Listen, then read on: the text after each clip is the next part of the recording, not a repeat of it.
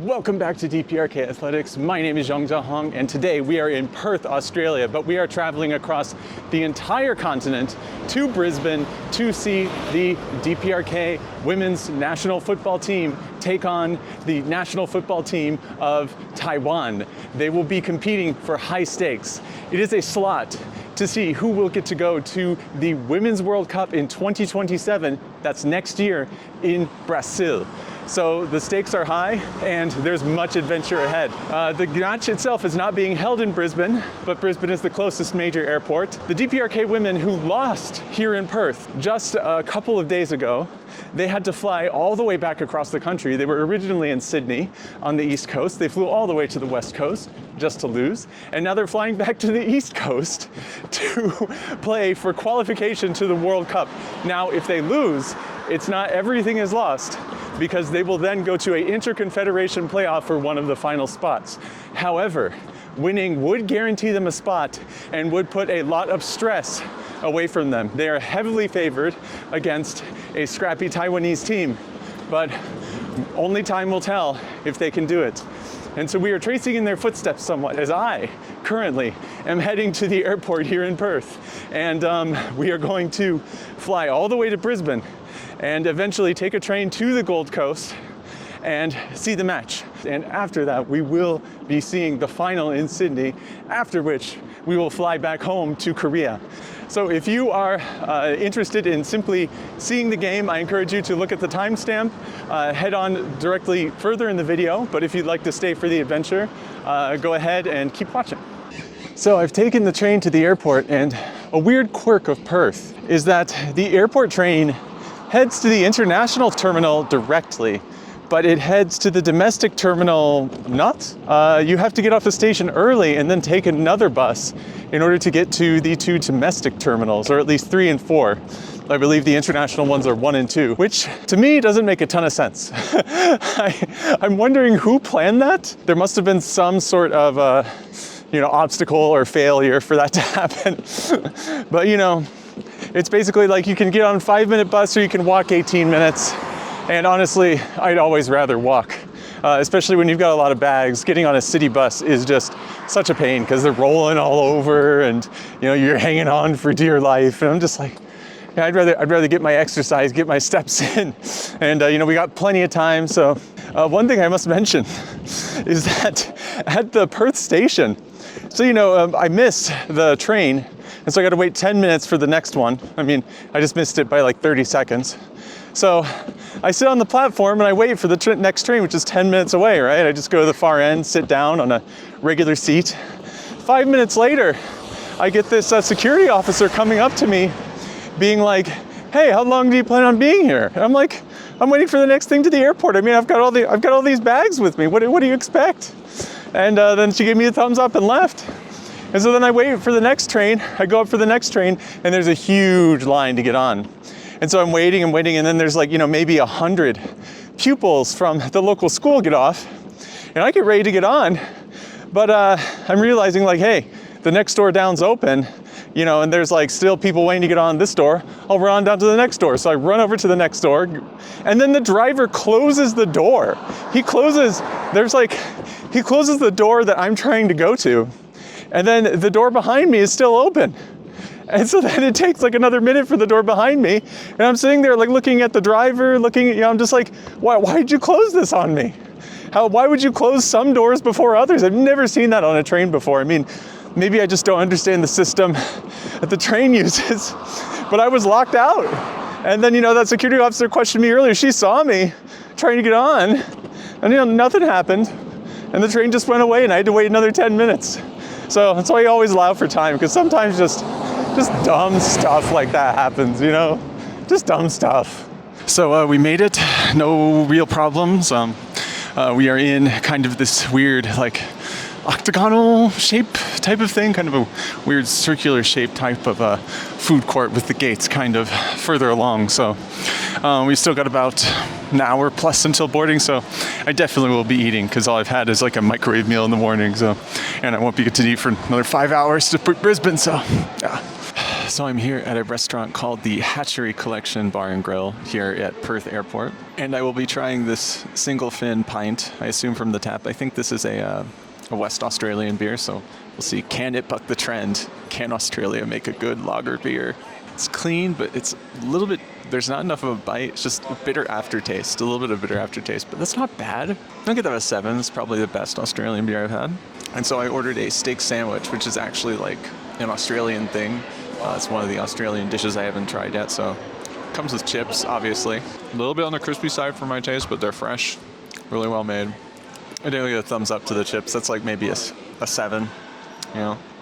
And now the steak sandwich, which I think has some sauce on the bottom. It's got some rucola lettuce, has some like, I believe this is a steak. I mean, it's a steak sandwich, right? Some cheese. We'll see how it tastes. You know, because of that fat, sometimes it can be hard to bite the meat. But, you know, overall it's not that bad. Like the bitterness that the rucola provides, and that freshness. Cheese is fine, sauce is fine. I mean, it's subtle. Most Australian food is subtle, but I'd still have to give that a good rating. I mean, a really solid sandwich, they'll fill you up. I mean, not like the greatest. I mean, this whole meal gets a 7. Really decent for an airport, but expensive for an airport. I mean, I paid like 50 Australian dollars, which was like 35 USD. It's just, it's way too much. But, you know, so you have to pay for it at the airport, I guess. Anyway, we will board the flight and we will see you in Brisbane. Swan Draught Pint. That's weird. It's like barely bitter at all. Ugh. Not good. It's like a 3. It's like a 2. It's a 2. So it's just after midnight here in Brisbane, and welcome to Brisbane. The flight just took over 5 hours. I, again, went for the seat with extended leg room, and there was nobody in the middle seat, so it was a pleasurable flight. I got it for a really decent price as well because I took the night flight. The disadvantage to taking the night flight is that the train is not running, so I can't take the train to the city. I have to book an Uber, but all things considered, all of the costs saved by taking this less popular flight really was worth it. So I should be able to, there's this thing on the Uber app where like they're waiting 4 minutes outside the airport, but when I ring them, then they'll come once I have my bag and everything. So should be pretty smooth. Anyway, I'm ready to get to the lodging and call it a day. So I'm here at the Capri Hotel here in Brisbane. I checked in and I realized I booked for the wrong month. I booked for April and not March. I think that kind of shows how exhausted and how scatterbrained I am. Yeah, and so that's just, so I had to sit there. I had to pay a higher rate to rebook it, and it was just such a mess. And you know, I caused such a commotion for these people here at like midnight. And you know, normally I would have like gone out and searched for another place, but I mean, it's like 1 a.m. in the center of a major city. I'm not going to you know, start going out and walking around looking for other lodgings. I mean, I was screwed, you know, like I could have technically, but you know, I mean, the safety concerns, also just like, you know, where are you going to be able to book? How are you going to be able to do it? There's no, you know, transport running there. You know, it's just, it would have been such a mess that I just like, all right, I'll pay the higher rate, but eventually they bumped me up to a higher room, which is nice. I mean, this is way more fancy than I would ever normally have. And so I got a kebab because there's a kebab place across the street. So I'm like, why not? It's the Turquoise Kebab, the one and only Turquoise Kebab, because they made that clear with the sign. And it's basic chicken kebab, you know, all of the vegetables as well as the garlic sauce. That hits the spot right now. That was perfect. Nothing like a late night kebab in a Western country. Give that kebab a solid 8. Anyway, we will see you tomorrow. I wasn't even holding the microphone. So it's my second day here in Brisbane and not much has really happened. I've really just walked around the city, just, you know, I went to a few kind of retro stores because that's my thing, and I found a few like unarchived rugby cassettes. So that's cool because there's really not a lot of DPRK VHSs to archive, but there are some here, which I can put up on the Internet Archive, kind of a side hobby of mine. But I saw a lot of the surrounding area, and I'm just there's just not much for me personally to look at in a place like this. But I'm here at Guzman y Gomes, which is kind of a, I think it was started by some guys in New York. It's like not really an authentic Mexican place, but it's one of those Mexican chains that's like available internationally. Like I think it's in Europe. I've seen it in Europe. My friends say they've seen it in North America. And it's here in Australia. So I got a chicken burrito, which, a burrito, which, seems like it would be pretty typical, right? Spicy one. That's okay. The cheese isn't really melted. It's a little bit like cold. It's not like bad. I don't know. It's kind of like the same thing you get at any North American chain like Chipotle, Baja Fresh, Qdoba. Really along those lines. Anyway, this taco is interesting is that it's like dusted on the outside. I thought a $3 taco would be just more typical. I got like a combo green-red sauce for it. Yeah, that's basically like a Dorito taco. So I would say this is a nice change of pace because it actually has a little bit of flavor to it. Unlike Australian food and Asian food, which is just kind of disappointing since I actually live in East Asia. And I don't get the opportunity to have like authentic, I guess, Tex-Mex. I would call this Tex-Mex very often. So I give this like a 7.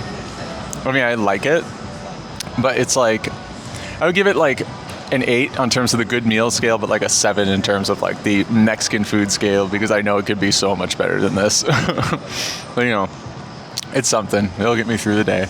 So this is going to be a real quick review of a Ripper combo from this Red Rooster place here as I am scrambling to get onto the train down to the Gold Coast. And that is a classic chicken sandwich. I mean, it's not like my favorite because of the flavors. It's not spicy. It's not like sour. It's just really, I don't know, ranchy. These fries are perfect though. Interesting experience at an Australian chain. I do like the long banh mi baguette style thing. I think it's definitely worth trying out if you want a quick meal. I give this 7.5. It's not to my taste, but decent quality, decent thing. And we are here at Robina, a suburb of the Gold Coast, where we will be watching DPRK take on Taiwan for World Cup qualification. I am excited. It's been a long week since they lost the quarterfinal, but they've flown all the way across Australia, and they are here to take on an opponent which should be easy pickings, but it's very important training for a young team looking to bring players up into the fold in a pressure situation. If they lose, they will head down to the Interconfederation playoff and still have a chance at World Cup qualification, but it's best to avoid that and just get qualified with a win here today. Anyway, I'm excited. I can't wait to get in the stadium. We'll see you in there. So inside the stadium, it's pretty much par for the course with what we've seen so far. Kind of not as fancy as Sydney, but maybe not as austere as Perth. It's kind of similar to Parramatta. It's kind of more of a modern stadium. You've got various concessions, all of them official, and a merch shop inside here as well. So, without further ado, let's get to seat. Well, welcome to the rain. As you can see, the stadium is covered, but only partially. So, at the front rows where I'm sitting, it's going to be basically rain, and more rain. I don't have a poncho. I did not prepare. I thought it would stop by this time, but you know what? For my team, I'll do anything. So I'm going to sit here in the rain as close as possible and cheer like heck. Not many fans are here yet, but most fans I saw had Australian team gear. It looks like it's really only local fans. I have not seen any DPRK or Taiwanese fans yet, but we'll check in again with you closer to kickoff as the teams train. Also, it's not particularly cold. It's about 20 degrees centigrade, so it's kind of a cool, crisp rain is how I would describe it. So I just did an interview with TV 360 of Vietnam. That was pretty crazy. Hello. We can't have fly prize here. You'll have to come and take that to the flight room. I've done it at every other stadium in Australia in this tournament. It's all out of the stadium today, so So they said no GoPros were allowed at the stadium, so I have to film everything on my mobile, but that's fine because my voice is loud enough to do it. Basically, the players are coming out. It's about to begin. I did an interview for people at TV360 with Vietnam. That was really cool. And there's really not any DPRK fans or Taiwanese fans as far as I can see. Or actually, there are some Taiwanese fans over there that have just entered, but really it's mostly local Australian fans, and I estimate about 3,000 or 4,000 people. So it's going to be a nice match, and we will see you at halftime. So I talked to a guy named Brian, originally from Korea. He's just here watching the match, wondered my story, and he had a friend with him as well. And I actually just talked to the Vietnamese reporters again, and they wanted a photo, they wanted my Instagram. So it was really cool to see and meet all of these amazing people here in the Gold Coast. And the first half, anyway, the DPRK in the first half was doing, they were really controlling the ball. I mean, absolute domination of possession. So many shots on goal, but there was just a little bit of a lack of creativity. I would say it's a very conservative coaching style, but in a match like this where you have the advantage, it probably makes more sense to play it like that. And they, you know, that was the one flaw I felt, is that they could have just been a little bit more creative. But there were a couple of yellow cards for us. One was almost a red card, which was very dangerous because if we go one player down, then even a team like Taiwan could stand a serious chance of challenging us. But we did get that goal in. We are ahead, and it doesn't appear that there are any DPRK fans here except me. There is that one contingent of Taiwanese fans. I don't see the delegation, though it's kind of hard to see on the other end of the stadium. And I feel that we should be able to win this one. I'm not too worried about the outcome of this. We did have an incident. There were a couple of injuries on the Taiwanese side. We did run into the goalie again. Our forwards, I tell you, are so aggressive when playing against the opposing goalies. They'll just run into it. And Lee Hak and Choi Il-son switched out for each other, but apparently they don't want Lee Hak and Choi Il-son playing together. I don't know. I feel like both of them should be on the field at the same time. Another thing is the rain has stopped. It's still about 20 degrees centigrade. It's perfect weather. The sun has set. It's a little bit darker here, so it's basically a night game. Another thing is the Vietnam reporters came up to me and they're like, why'd they take your GoPro? Isn't it kind of just the same as having a mobile camera? I'm just like, yeah, I don't know. I mean, I've done it like at 5 games so far, so. Anyway, we'll see you after the second half. All right, we're back with the proper gear outside the stadium. That was a really satisfying win because we finally broke through, and I would say in the first 20 minutes of the half we got 3 goals. I think we ended up winning 4 or 5-0. I lost count. I know Hong Song-ok, our Hong Song-ok 선수, she got a hat trick tonight, which was amazing. It was just amazing to see. I mean, Taiwan had a couple of shots on goal at the very end, there was just a couple of breakthroughs where they got dangerous. There was one long range goal which went just over the crossbar, but really it was a smashing performance for DPR Korea, and I'm really proud of the way it turned out. In the end, I think it's still overall kind of a disappointing AFC Women's Cup because we know we could have been in the semifinal, we could have been in the final. We had the talent for it, but really, the draws didn't go our way, and we just didn't get a goal when we needed it. So hopefully, this young team takes this experience on and becomes a much more well-rounded unit. Anyway, I'm going to see if I can see them leave on the bus, maybe. If not, I'm going to head back to Brisbane, where we will be flying early tomorrow morning, a red-eye flight down to Sydney to see the final. So we'll see how it turns out.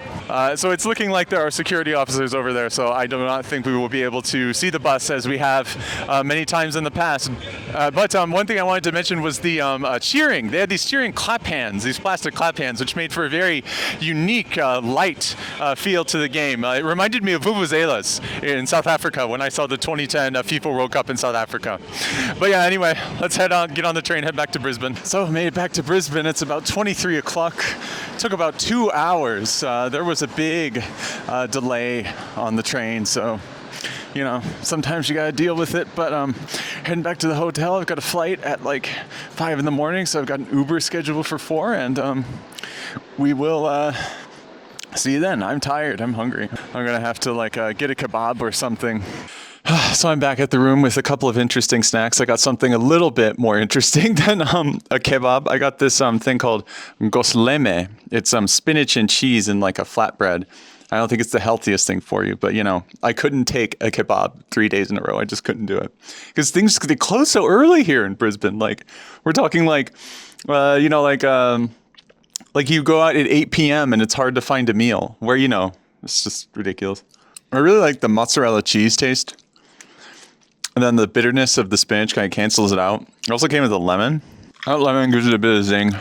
Honestly, I think kebab is better. So I got a spicy tuna onigiri from 7-Eleven. Although, you know, is it samgak kimbap? Is it onigiri? The debate is on, but I'm sure this will not compare to Korea or Japan.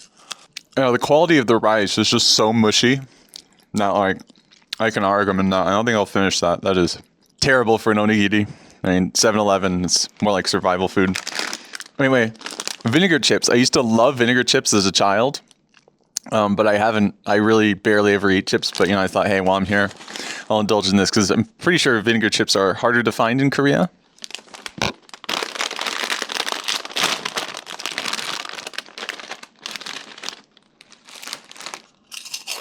That's got that zing I remember. It's really like weak. I wish it had like a stronger vinegar taste, you know. Anyway, I also got this Tajin chili and lime apple rings. I really loved putting Tajin on apples when I was younger. Is this like a Mexican thing? Yeah, it looks like this. The smell is pungent. Probably the best thing here. It's still not like great because it's not like fresh. I'd rather get a bottle of Tajin and put that on a fresh apple. But you know, it's like sour. Definitely the best thing here. That's like a solid 8. Vinegar chips, like a 7. This goes lemon, like a 6. Onigiri is like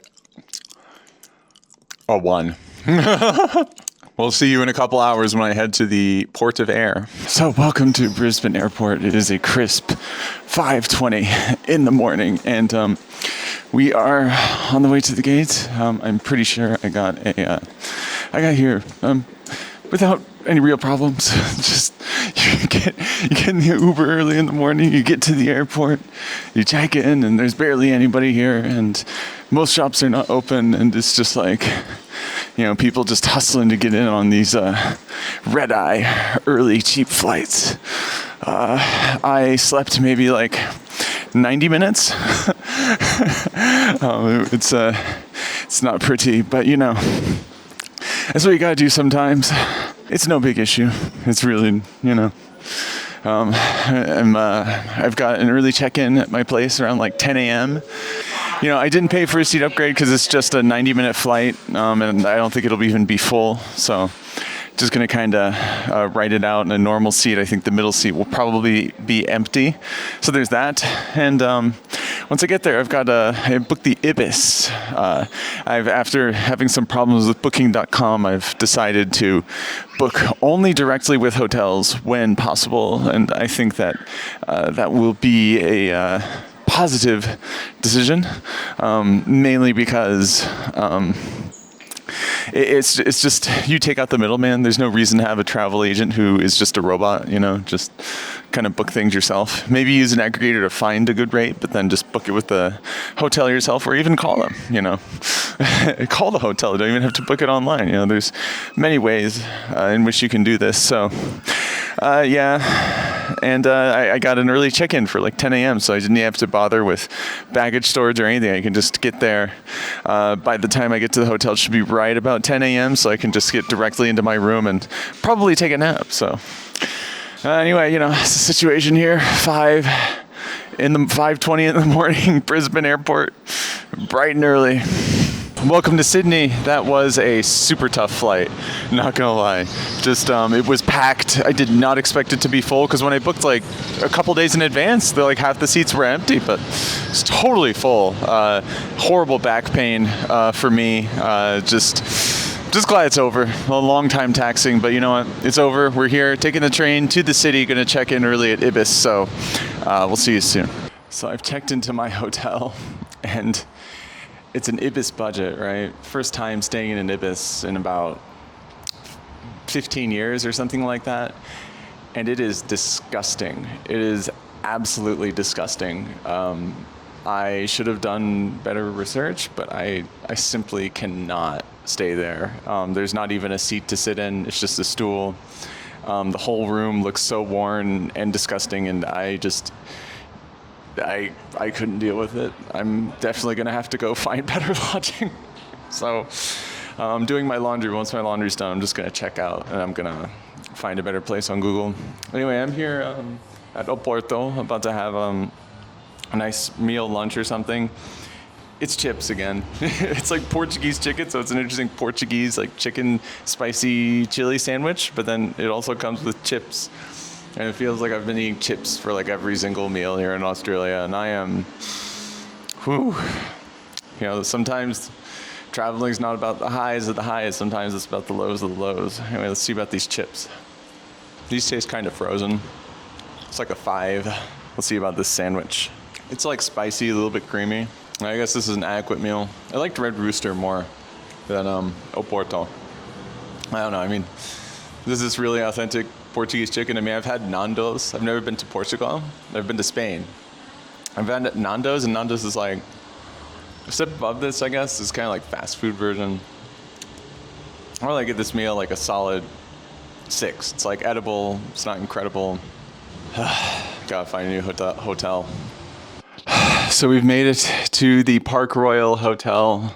It's been a long journey. I basically walked an hour from that other hotel, which was a complete ripoff. I think this kind of serves as a lesson to really don't cheap out when you're looking for a lodging, and really do your homework on where you think it is. You know, I stayed in Ibis 12 years ago. I thought it wasn't that bad, but this time it really was just unbelievably bad. There was dirt, you know, on the walls, on the ceiling, on the floor. Everything was so worn.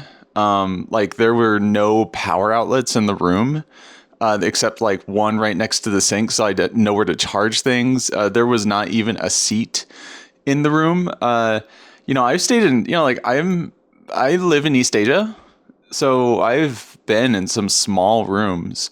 I've even been in some crappy small rooms, but that took the cake. I've never been, I mean, even something like a Toyoko Inn, or like an Appa is not as bad as that. That was universally one of the worst rooms I've ever been to. And, you know, it's part of me really just wanted to endure it, but then I realized I'm not going to be comfortable here. I'm just going to go crazy because, you know, there were like police sirens going on all day outside. The air conditioner was terrible. And there was like, there's a dude outside just like sitting, drinking an entire 6-pack, like on steps outside and like smoking cigarettes. It was just like, the environment was just wild. I couldn't stand it. So I went way up. I booked this Park Royale in Parramatta. I was just like, I need a place because I need to get some work done over the next couple of days. So I'm like, okay, a place I can get work done. I can rest, recover for the flight. And this place is perfect. I mean, it is a little bit more upscale than I usually get. But after the debacle I had last time, I just was like, all right, this is the rate you're going to have to pay to get reasonable lodging in Sydney, which, you know, comes out to like 200 USD a night, which is kind of on the expensive side, but you know, for peace of mind, it was worth it. This is in Parramatta. This is where the stadium is, and crazily enough, the Matildas, the Australian team, are staying here. So I'm like, wow. So like when I was walking in, they were all like getting off the van and getting onto the team bus. I assume they've got some pre-match practices going on today. I mean, they must be a bundle of nerves right now. I saw a couple of the players. I met some of them in the lift as I was going up. I met a coach and a player as I was going up to my room. I didn't introduce myself as the DPRK fan, but this is crazy how things are coming full circle, and then, I'll get to see the end. I'm still sad that my DPRK team isn't there, but yeah, I just went to the store, got some provisions, and the rest of the day is basically just going to be me sitting here in the room, recovering, working, and then getting ready to see the final tomorrow. So that's the situation, and we will see you, I suppose, tomorrow. So I ordered room service here at the Park Royal. I woke up at like 21 o'clock and I was just starving. And I was like, oh shit. Well, guess I'll eat something. So I ordered a pepperoni pizza and a lentil curry. I mean, it's just so hard to go out and get food at this hour in Australia. I am ready to get back to East Asia. But anyway, here's some lentil curry. That's decent. That's hearty. That's not outstanding. Also comes with this bread, which looks like microwaved. Because it's like really hard on one side and not on others. Yeah, it's definitely microwaved. It's decent. It's hearty. Won't blow my socks off, but... And there's also a pepperoni pizza, which I hope is not... Oh my god. This looks microwaved, dude. Oh yeah, this is microwaved to the core, dude. This is pathetic. It's pretty horrible. I mean, it's not like bad tasting, but I would expect so much more. I give this like a 5 just because it's so like microwave food, really? I know it's after hours, but come on. Australian food sucks. Be real, this Australian food sucks. So I actually went and complained to the manager because that was so bad. They were really apologetic and everything. I was just like, I think if you're gonna serve something, it should be like edible. I mean, I think it's just like if you're gonna serve something so microwaved and so bad that and like charge so much for it, I said, hey, like, please charge it. I just said like, hey, I just came to complain. I didn't even request a refund, but they gave it to me. But like, I was really apologetic because I never ever do that. I never return food. But anyway, I went to this local place. There's just nowhere to get food here right now. So I went to this local place across the street called Navi's Pizza. And I got a pepperoni, but it's like got olives all over it. So I don't know if it's going to be good or not. Well, it's just a basic flatbread. The bread is nothing inspiring. It's a really complicated flavor. With pepperoni, you're just looking for something simple. It's got like cheese on it. Yeah, I don't know if I'm going to finish that. That's like a 5. I knew I shouldn't have ordered that pizza. I shouldn't have ordered anything. This is just... Australian food sucks. Let's try this Cooper's Sparkling Ale. Kind of light. Oh, that's so bitter. 4. So today was not super remarkable. I mean, honestly, I just woke up at like 2 after doing some work last night, like 14 o'clock. And I went out to a video game store because, I have interest in that. And it's kind of sad because the store like used to have like many locations across Australia. Now it's just one, and it's really only half video games nowadays. I mean, video game stores, it's kind of a dead business almost.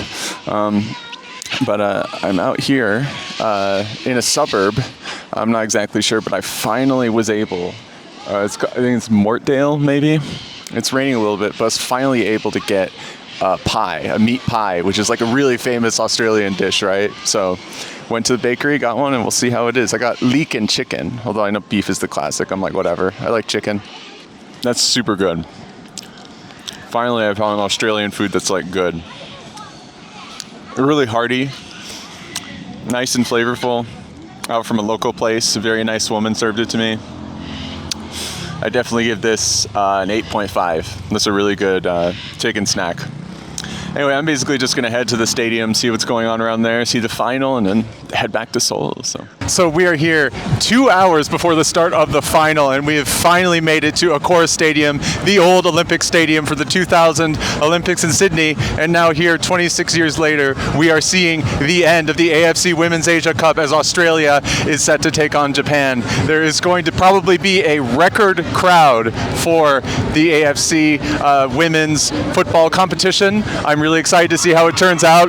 A little bit over in that direction, you have an Australian rules football game going on, which has probably something like 20 to 40,000 attendees, which will let out right around the same time that this match is set to start. So it is a very, very busy Olympic Park here in Sydney, but the public transport is all running well, and you can see that everybody's excited. The merchandise booth is full, and over there is a ton of food trucks and health hub, and they've set up everything. So it is a really, really exciting atmosphere as we are seeing a record crowd try to see the home team take home the final. Australia has only won this competition once in 2010, whereas Japan won it in 2014 and 2018.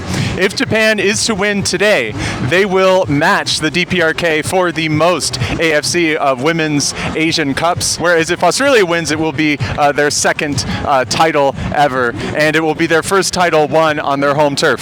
So there's a lot at stake. Both are very good, very experienced teams, and both are very worthy recipients of being in the championship match. Obviously, I wish the DPR Korea could have made it here.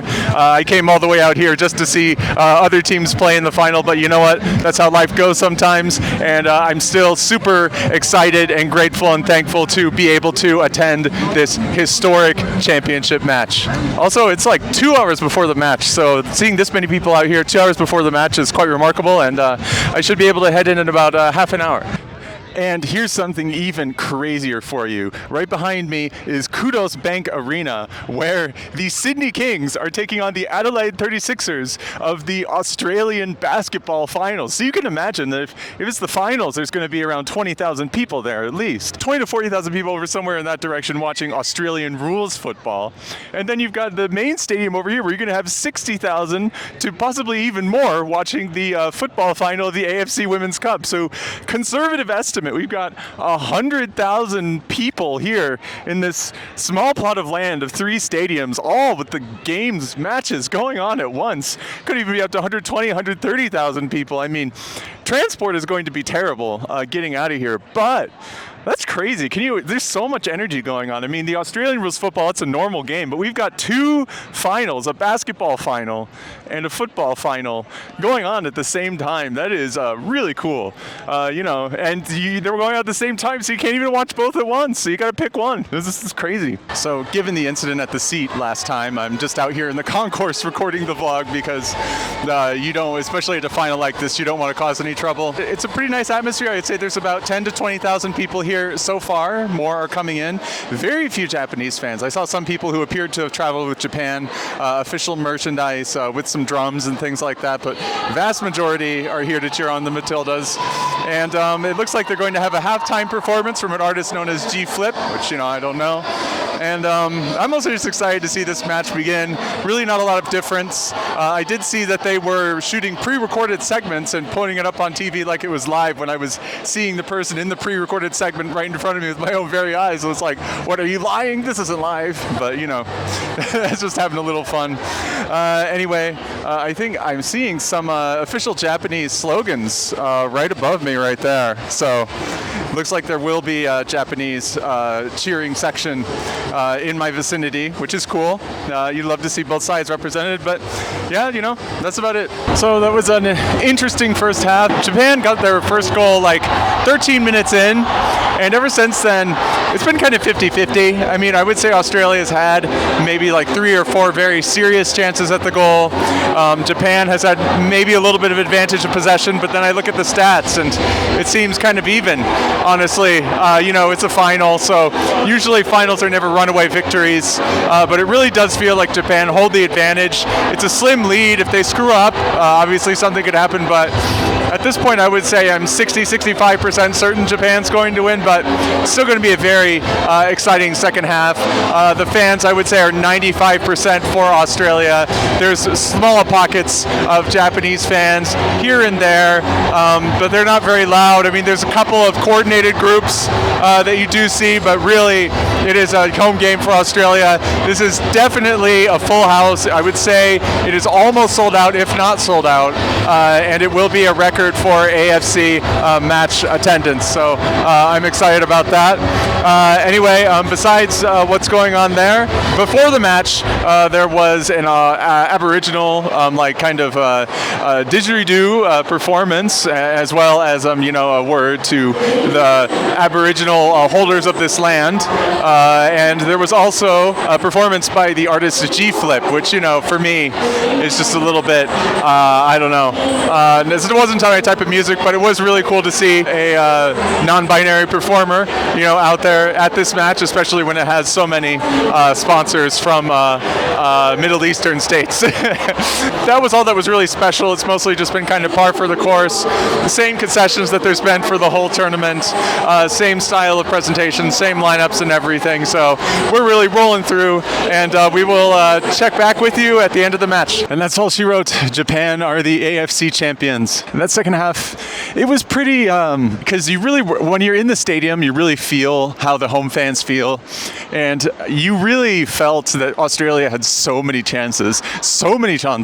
And, you know, like, I hear that there was some controversy about, like, the referee calls. There was one point where there was a very short review for a penalty. It seemed like it was like 3 seconds long. At the end of the day, it was kind of a weird match because it was decided, you know, the only goal was in like the 13th minute. And you had a lot of close calls. There was one really amazing save, or maybe a couple amazing saves by the Japanese goalie. And at the end of the day, even a Australian player got the MVP, even though they had lost. Without being a football expert, I really don't have a lot more to say about that one. There were like no penalty. It was very clean. There were so few corners. There were so few penalties. It was really like, I don't know. Both teams really seemed to be kind of, I don't know, playing a little bit more of a conservative, tense style. I mean, I need more experience watching football to really feel if that's like how most finals are. But I remember at the end, Australia got a bit desperate. You know, the goalie was coming out. They were really pressing, but nothing happened, and the Tillies lost. And the whole stadium booed a little bit when the match ended. That was interesting. And then, you went to the award ceremony, and it was pretty typical for an award ceremony,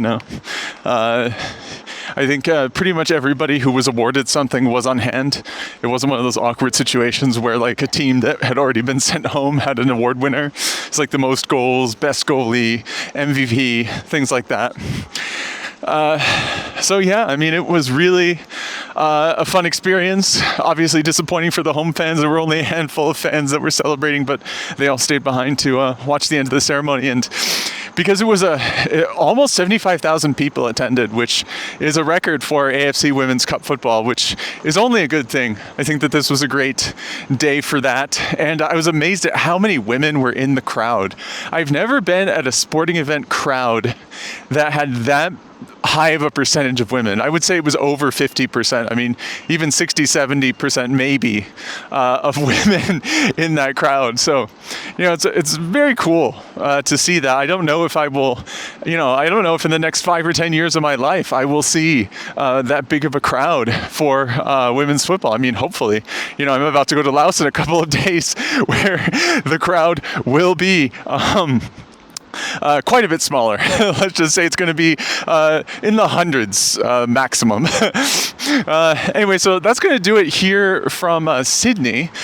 Basically, I've got a 2-hour walk back to my lodging. I could take the train, but the train is like a bit iffy just because there's 75,000 people here, plus who knows if there's any stragglers from the basketball or Australian rules football game that were going on earlier. So it's just going to be a long 2-hour walk. Then I'm going to document everything back to Seoul. This vlog will wrap up in Seoul. And after that, we will be seeing you in Laos, where Yong is in the quarterfinal of the AFC Women's Champions League. So it's a very exciting time. It was good times and bad times here in Australia, but I'm excited to get it wrapped up and head home and enjoy sleeping in my own bed for a few nights. So I'm back here at the Park Royal Hotel in Parramatta, and the Tillies were all here. I walked 2 hours home, And then they're all in the lobby. They're all in the lobby chilling. I just saw like, Sam Kerr grab a beer and stuff like that. That was crazy. I didn't, I didn't want to like, infringe, upon their personal space after what was a really disappointing loss for them. But I head into the lift and then a player follows me in.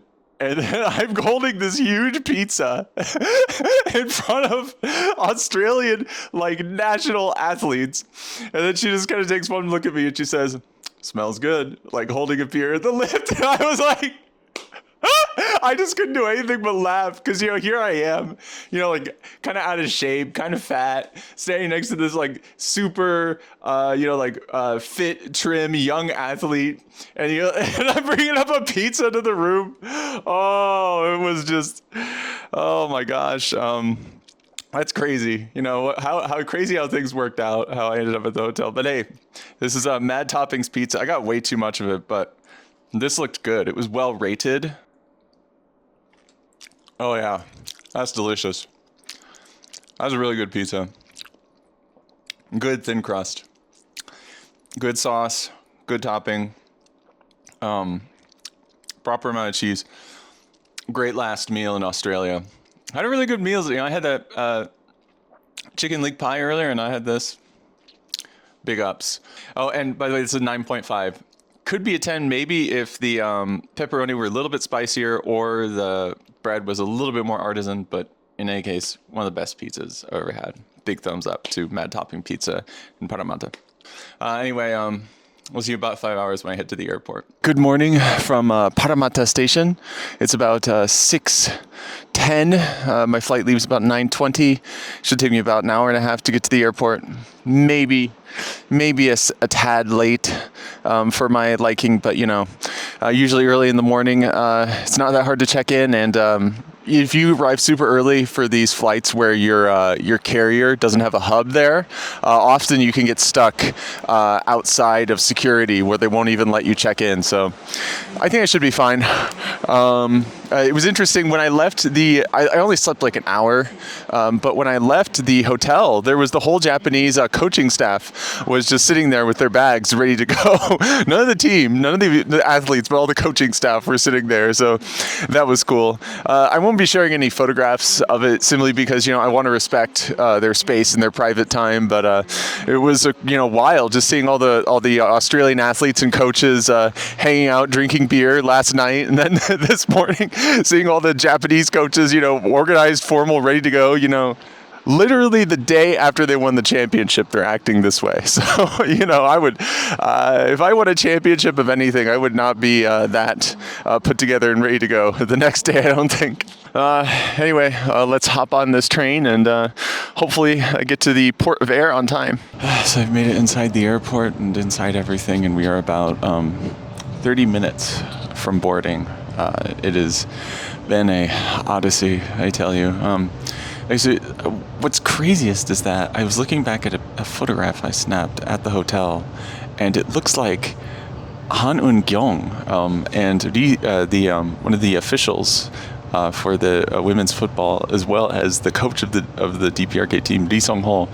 It looked like they were in the lobby, and I just didn't notice it until I checked the photograph later, and I was like, darn, I could have introduced myself. It's so hard to access these people because there's so much security going on around, and it's always just I just hope I see them in Laos. I hopefully should be staying at the same hotel as them in Laos if they come to Laos, or at least the Nekoihang team, and maybe I'll be able to meet them at the stadium if they come. I'm not sure if the higher dignitaries will come, but I know at least the team will be there.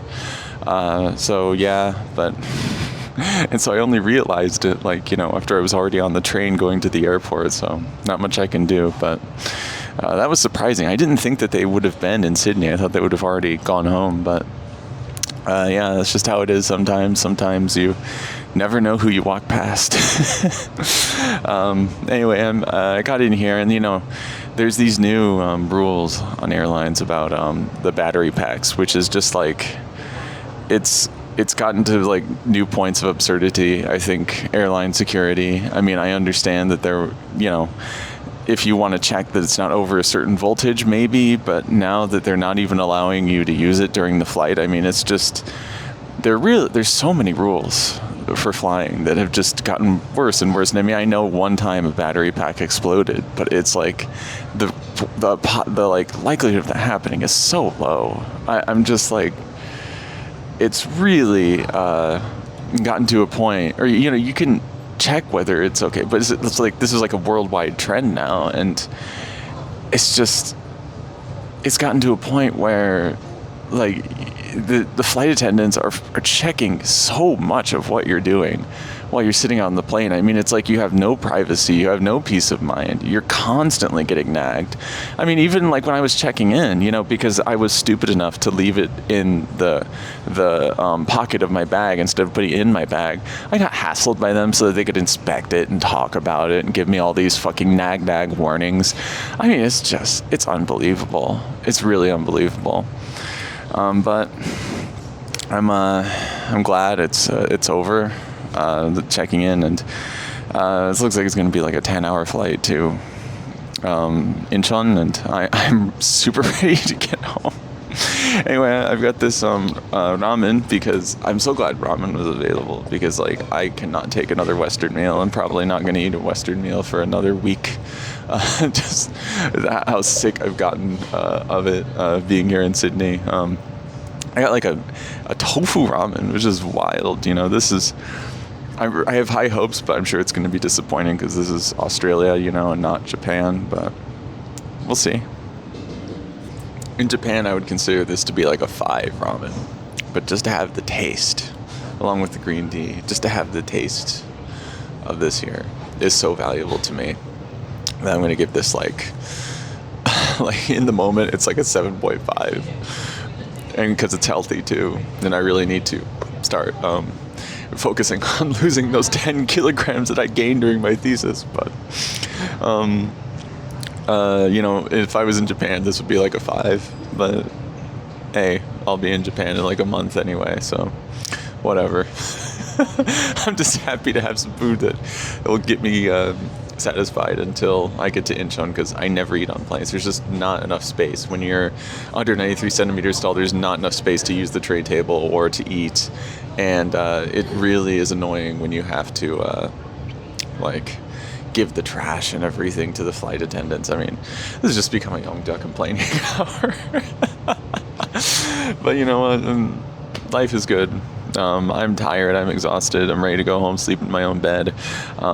We'll have a couple of exciting episodes coming. I've already talked about this, but I'm also going to, I've already talked about how I'm going to Laos, but I'm also going to the National Assembly, I think tomorrow, to see a presentation about how they are making policy, trying to influence policy, the North-South Athletics Exchange Association. I forgot the name, the Nambuk Cheuk Kyoryu Hyoppe. How they are trying to go to Wonsan and have a tournament in Wonsan, and then in DPRK, and then next year try to hold it in the United States. So I'm looking forward to attending that, although I am drop dead exhausted, and then going to Laos. All the while I have a paper. I have to edit a paper. I have to get a few things shipped out in the mail, and I have to edit this video. So, but you know what? We'll make it through, and it'll all be worth it. Anyway, I'll see you in Seoul. I don't know if you know this about me, but I love cafeterias. And here,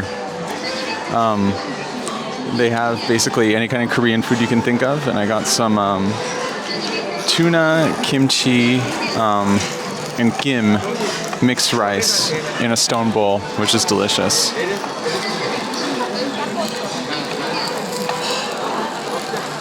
And I am so hyped to eat it. And I also got a little bit of sundubu jjigae with sundubu stew, like soft tofu stew with a clam. So yeah, and then you have kimchi, beans and nuts, and more kimchi on the side, and even some seaweed on the side. But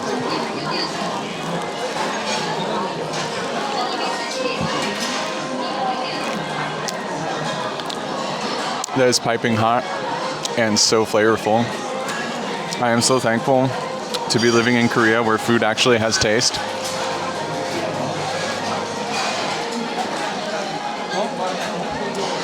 and even this seafood soft tofu stew.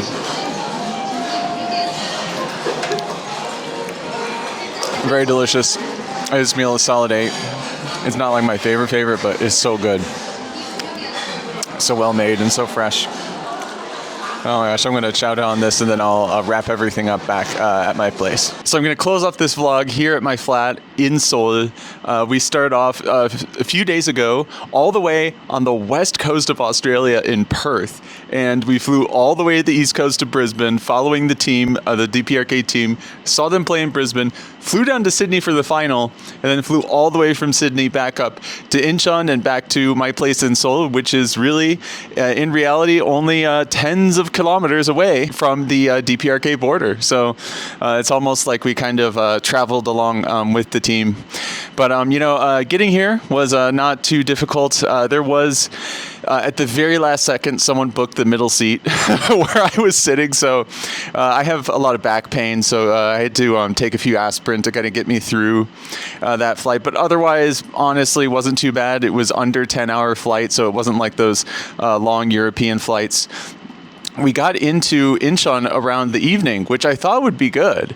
But I have never seen such a logjam at the airport. I'm registered so I can go through, but people who have just normal non-Korean passports, they were in a huge line, and once you got through, then I had to wait. I mean, our whole flight had to wait maybe 45 minutes for our luggage, which is completely unprecedented for me here in Incheon. I mean, I am used to being able to pick up my, being able to just walk through immigration, pick up my bag almost instantly, and then head to the city. So I was already reserving trains, express trains back to the city, and I had to cancel twice because I was just waiting so long for my bag. I mean, that was crazy. I mean, it's so convenient here that anytime it's not convenient, I'm not even angry about it. I'm just kind of flabbergasted.